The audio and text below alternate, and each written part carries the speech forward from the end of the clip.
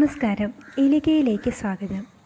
നമ്മൾ ചിലരിലെങ്കിലും കാണുന്ന ഒരു പ്രശ്നമാണല്ലോ താരൻ അഥവാ ഡാൻഡ്രഫ്. ഇതുമൂലം ചിലരിൽ നന്നായി മുടികൊഴിച്ചിലും ഉണ്ടാവാറുണ്ട്. ഇതിന് പരിഹാരമായി ഉപയോഗിക്കാവുന്ന ഒരു മെഡിസിനൽ ഓയിൽ എങ്ങനെ ഉണ്ടാക്കാമെന്ന് നോക്കാം. അതിന് നമുക്ക് രണ്ട് ഇൻഗ്രീഡിയൻസേ ആവശ്യമുള്ളൂ. ഒന്ന് വെളിച്ചെണ്ണയാണ്, രണ്ടാമത് ദന്തപാല എന്ന് പറയുന്ന ചെടിയുടെ ഇലകൾ. ഇതാണ് ദന്തപാല. ഈ ചെടി ഓരോ സ്ഥലത്തും ഓരോ പേരിലാണ് അറിയപ്പെടുന്നത്. ചില സ്ഥലങ്ങളിൽ ഇതിനെ വെട്ടുപാല എന്ന് പറയാറുണ്ട്, ചില സ്ഥലങ്ങളിൽ ഇതിനെ അയ്യംപാല എന്ന് പറയാറുണ്ട്. ഇതിൻ്റെ സയൻറ്റിഫിക് നെയിം റൈറ്റിയ ടിങ്ടോറിയ എന്നാണ്. പച്ചമരുന്നുകൾ വെക്കുന്ന ഷോപ്പിൽ അന്വേഷിച്ചാൽ ഇതിൻ്റെ തൈകൾ ലഭ്യമാവുന്നതാണ്. എല്ലായിടത്തും ലഭിക്കുമോ എന്നറിയില്ല, എങ്കിലും ചില കടകളിലെങ്കിലും ഇത് കിട്ടുന്നതാണ്. ഇനി നമുക്ക് ഈ എണ്ണ എങ്ങനെ ഉണ്ടാക്കാമെന്ന് നോക്കാം. അതിനാദ്യമായിട്ട് ഇതിൻ്റെ ഇലകളെടുത്ത് കൈകൾ കൊണ്ട് ചെറിയ കഷ്ണങ്ങളായി മുറിച്ചിടുക. കത്തി ഉപയോഗിച്ച് മുറിക്കരുത്. അതിനുശേഷം ഇലകൾ കവർ ചെയ്യാൻ ആവശ്യമുള്ള അത്രയും വെളിച്ചെണ്ണ ഒഴിക്കുക. പിന്നീട് ഇത് വെയിലത്ത് വയ്ക്കുക. ഇങ്ങനെ 7 ദിവസം ഇത് വെയിലത്ത് വയ്ക്കേണ്ടതാണ്. ഓരോ ദിവസവും 1-2 പ്രാവശ്യം ഒന്ന് ഇളക്കി കൊടുക്കണം.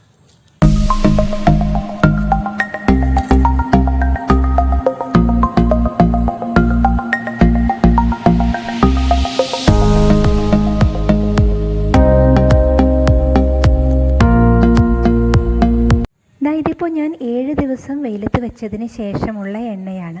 ഇലയുടെ ജ്യൂസ് എല്ലാം അതിൽ നിന്ന് ഇറങ്ങി എണ്ണയിലേക്ക് ആയിട്ടുണ്ട്. നല്ല ഡാർക്ക് കളറായിട്ടുണ്ട്.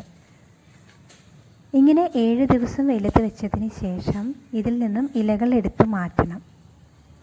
അതിനുശേഷം ഒരു പ്രാവശ്യം കൂടെ വെയിലത്ത് വയ്ക്കുക.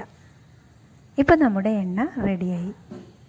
ഇനി നമുക്കിതിനെ ഒരു കുപ്പിയിലൊഴിച്ച് സൂക്ഷിച്ച് വയ്ക്കാം.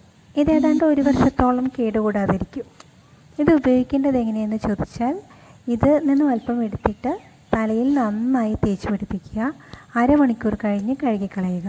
എണ്ണമയം കൂടുതലായിട്ടുണ്ടെങ്കിൽ ചെറുപയർ പൊടിയോ അല്ലെങ്കിൽ മൈൽഡ് ഷാമ്പുവോ ഉപയോഗിച്ച് കഴുകിക്കളയാവുന്നതാണ്.